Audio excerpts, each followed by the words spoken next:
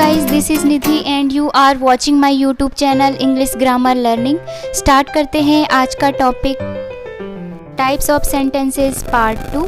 Part 1 में हमने पढ़ा टाइप्स ऑफ सेंटेंसेस के दो क्लासिफिकेशन। फर्स्ट क्लासिफिकेशन के अकॉर्डिंग सेंटेंस को 5 टाइप में डिवाइड किया गया है। फर्स्ट है असर्टिव या डिक्लेरेटिव सेंटेंसेस, सेकंड है इम्पेरेटिव सेंटेंसेस, थर्ड है ऑप्टेटिव सेंटेंसेस, फोर्थ है एक्सक्लेमेटरी सेंटेंसेस, फिफ्थ है इंटेरोगेटिव सेंटेंसेस। सेकंड क्लासिफिकेशन के अकॉर्डिंग सेंटेंसेस को 4 टाइप्स में डिवाइड किया गया है। फर्स्ट है अफर्मेटिव, सेकंड है नेगेटिव, थर्ड है इंटेरोगेटिव और फोर्थ है इंट्रोनेगेटिव। अब जानेंगे थर्ड क्लासिफिकेशन का ओवरव्यू। इसे डिटेल में एक सेपरेट वीडियो लेक्चर में पढ़ेंगे और फोर्थ क्लासिफिकेशन को डिटेल में पढ़ते हैं। थर्ड क्लासिफिकेशन के अकॉर्डिंग सेंटेंसेस 7 टाइप्स के होते हैं। फर्स्ट है सिंपल सेंटेंसेस जो कि विदाउट एक्शन होते हैं, सेकंड है टेंस सेंटेंसेस, थर्ड है मोडाल वर्ब सेंटेंसेस, फोर्थ है इम्पेरेटिव सेंटेंसेस, फिफ्थ है कॉजेटिव वर्ब सेंटेंसेस, सिक्स है पैसिव वॉइस सेंटेंसेस और सेवेंथ है डायरेक्ट इनडायरेक्ट सेंटेंसेस। अब बात करते हैं फोर्थ क्लासिफिकेशन की। फोर्थ क्लासिफिकेशन के अकॉर्डिंग सेंटेंसेस को 3 टाइप्स में डिवाइड करते हैं। फर्स्ट है सिंपल सेंटेंस, सेकंड है कंपाउंड सेंटेंस और थर्ड है कॉम्प्लेक्स सेंटेंस।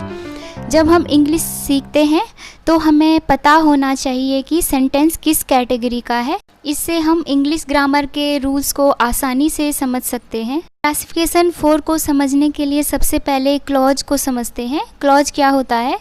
जिसमें सब्जेक्ट प्लस प्रेडिकेट हो, प्रेडिकेट यानी वर्ब प्लस ऑब्जेक्ट पार्ट हो, वो एक क्लॉज होगा। एग्जाम्पल के थ्रू समझते हैं।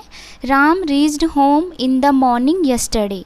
इस सेंटेंस में राम एक सब्जेक्ट है और बाकी पार्ट एक प्रेडिकेट है जिसमें वर्ब प्लस ऑब्जेक्ट है, इसलिए ये एक क्लॉज है।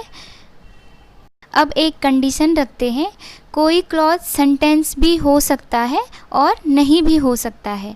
सेंटेंस क्लॉज कब होगा? जब वो एक इंडिपेंडेंट क्लॉज हो। और कब एक क्लॉज सेंटेंस नहीं होगा? जब वो एक डिपेंडेंट क्लॉज हो। अब ये डिपेंडेंट क्लॉज और इंडिपेंडेंट क्लॉज क्या होता है? एग्जाम्पल के थ्रू समझते हैं।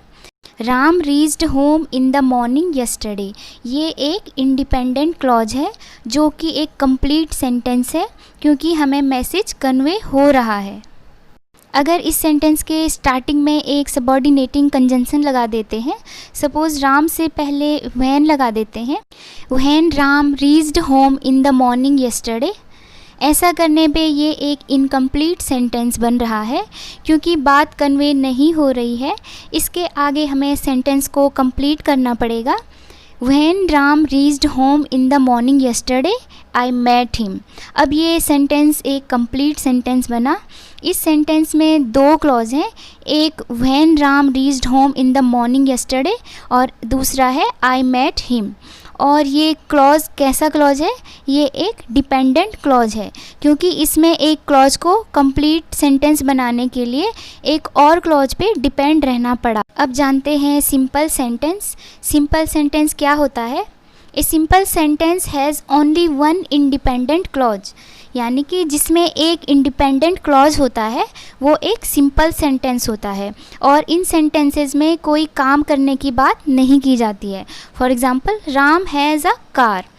ये एक सिंपल सेंटेंस है क्योंकि इसमें कोई काम नहीं हो रहा है और इस सेंटेंस में एक इंडिपेंडेंट क्लॉज है। नेक्स्ट है कंपाउंड सेंटेंस। कंपाउंड सेंटेंस क्या होता है?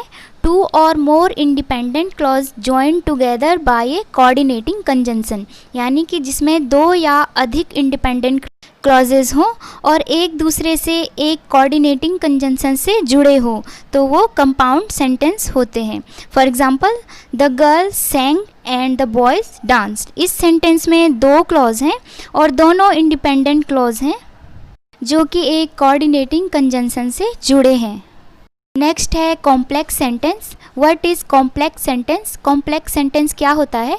जिसमें एटलीस्ट 1 इंडिपेंडेंट क्लॉज हो और 1 डिपेंडेंट क्लॉज हो। एक डिपेंडेंट क्लॉज की बिगनिंग एक सबऑर्डिनेटिंग कंजंक्शन से हो। एग्जाम्पल के थ्रू समझते हैं।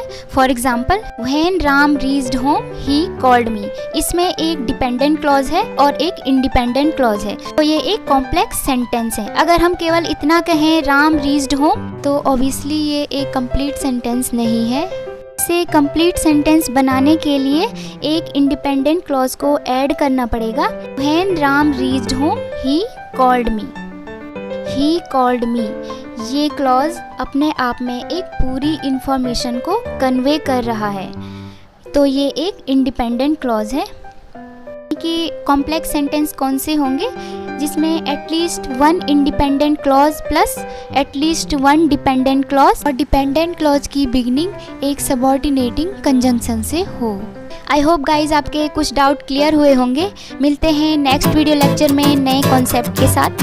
Thanks for watching. Do like, share and subscribe.